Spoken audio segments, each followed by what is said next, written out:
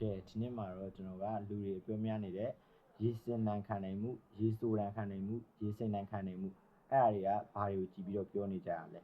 IB rating ဆိုတာကရောဘာလဲအဲ့အကြောင်းကိုကျွန်တော်အနည်းငယ်ပြောပြပေးသွားမှာဖြစ်ပါတယ်ကျွန်တော်ဖုန်းတွေဝယ်တဲ့အခါမှာတော်တော်များများပြောကြရပေါ့နော် IB rating IB54 တို့ IB75 တို့ IB79 တို့အဲ့လိုအမျိုးမျိုးပြောကြရပေါ့နော်အဲ့ဒါတွေကဘာတွေကိုပြောတာလဲပေါ့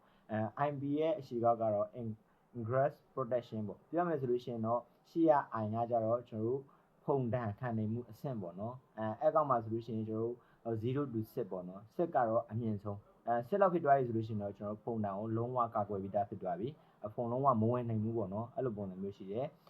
ကျွန်တော်တို့နောက်က9ကကြတော့ရေတန်ကျွန်တော်ရေတန်မှာဆိုလို့ရှိရင်0 to 9မှာဆိုလို့ရှိရင်ကျွန်တော် IB 6ကျွန်တော်တို့5လောက်ဆိုလို့ရှိရင်ကျွန်တော်ရေဆိုတန်ကောင်းကောင်းကြီးခံနေပြီအဲ့လိုပုံစံမျိုးပေါ့နော်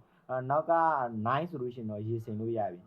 ကျွန်တော်7လောက်ဆိုရင်တော့စိမ်လို့ရနေပေါ့နော်အဲ့လိုပုံစံမျိုး IB rating ကတော့အခုနဲ့အချိန်မှာဆိုလို့ရှိရင်အမြင့်ဆုံးတော့ IB9 ပေါ့နော်အဲ့လိုပုံစံမျိုးရှိတယ်အဲ့ဒါတွေကကျွန်တော်တို့ရေဆိုတန်ခံနိုင်မှုရေဆိုတန်ခံနိုင်မှုကကျတော့ပုံမှန်ရှေ့ကပြောခဲ့တူပဲပေါ့နော်IB rating